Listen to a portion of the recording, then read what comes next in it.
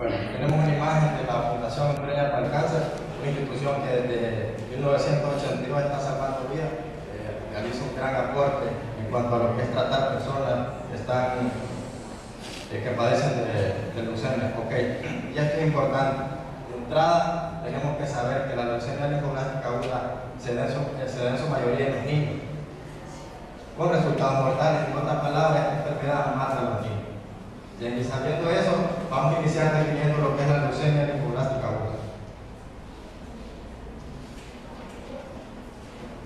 Bien, la leucemia linfoblástica aguda es un cáncer en la sangre, y este se va a dar cuando las células sanguíneas empiecen a cambiar y empiecen a proliferar de manera abundante. Entonces, lo que vamos a tratar de explicarles hoy es en cuáles células sanguíneas, ¿verdad? Cómo cambia la manera en cómo proliferan estas células.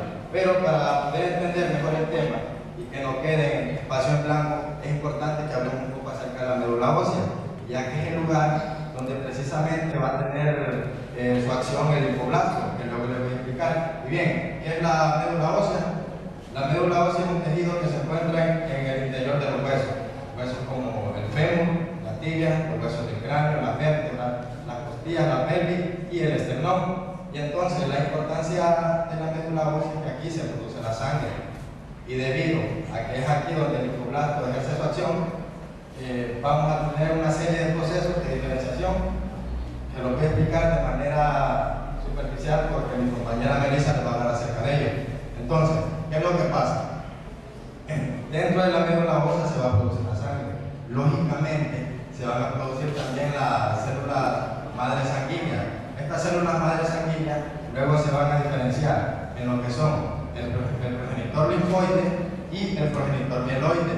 En una persona normal, esta serie de diferenciación va a llegar a formar lo que son los linfocitos B, los linfocitos T y los natural killer, que en sí van a formar lo que es el sistema inmune. Luego mi compañera Melissa les va a hablar con más profundidad. Y las células mieloides van a formar lo que son los glóbulos rojos, los glóbulos blancos y las plaquetas. Entonces, en una persona con leucemia linfoblástica aguda pasa lo siguiente: esta diferenciación celular queda estancada en este estadio. Y como una imagen que les voy a presentar posteriormente, lo que pasa es que la médula se satura del linfoblasto, entonces evita que las demás células, en este caso lo que son los glóbulos rojos, los glóbulos blancos y las plaquetas, se puedan multiplicar con normalidad. Y luego vamos a ver, como les voy a explicar mi compañera Yami, que van a haber síntomas que van a ser bien característicos de la ausencia de estas células, de los glóbulos rojos, las plaquetas y los glóbulos blancos.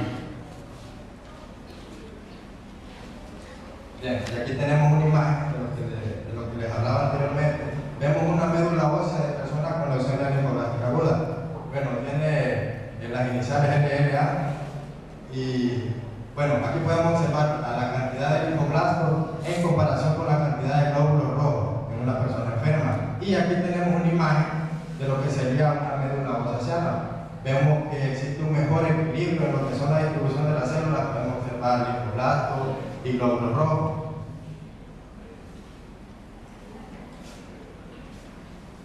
Y bueno, es importante hablar acerca de lo que son las características del linfoblasto. De hecho, la Organización Mundial de la Salud, en base a las características representadas del linfoblasto, hizo una clasificación que la vamos a ver aquí más adelante. Bueno, entonces, clasificó la leucemia linfoblástica aguda como L1, L2 y L3, que la diferencia pues, entre cada una va a depender de la forma que tenga el linfoblasto, del tamaño de su citoplasma, del tamaño del núcleo. ¿Y para qué nos sirve esta clasificación? Bueno, esta clasificación básicamente nos sirve para establecer un pronóstico y para ver el tratamiento que se va a seguir en las personas que tienen leucemia linfoblástica aguda. Pero esta clasificación, que fue propuesta por la Organización Mundial de la Salud, luego fue abandonada porque vieron que el tipo L1 y L2 tenían síntomas clínicos que eran bien parecidos y los pronósticos eran iguales. Entonces después propusieron otra clasificación.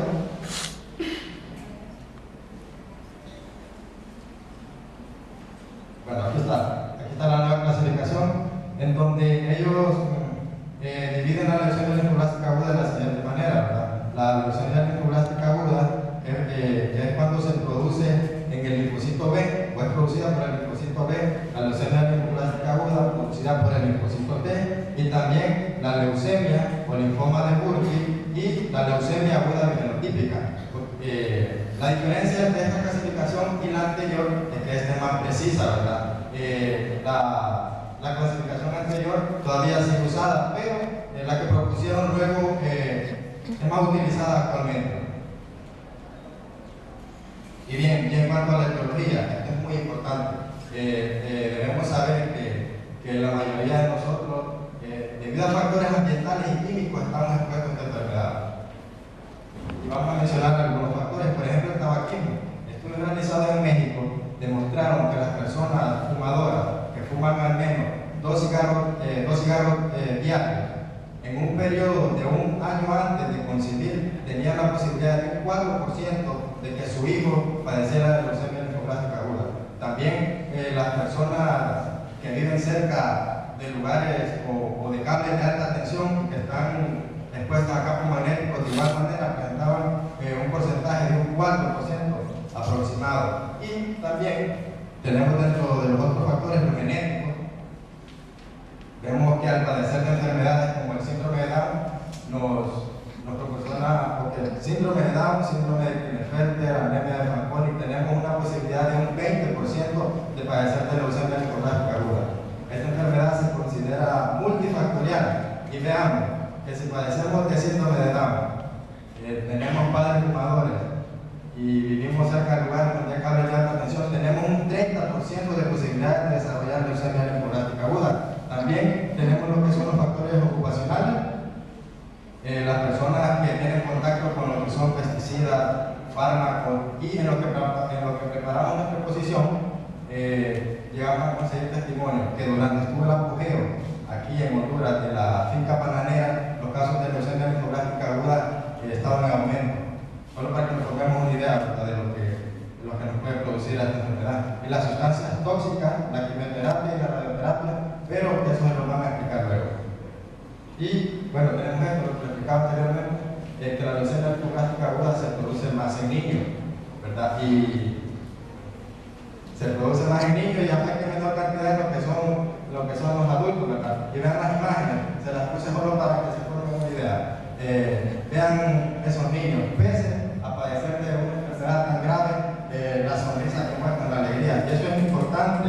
Años atrás, la leucemia linfoblástica aguda, todo tipo de cáncer se consideraba mortal, pero en la actualidad, gracias a que existen personas e instituciones que se interesan por buscar soluciones a este problema, el panorama sufrido del cáncer ha cambiado bastante.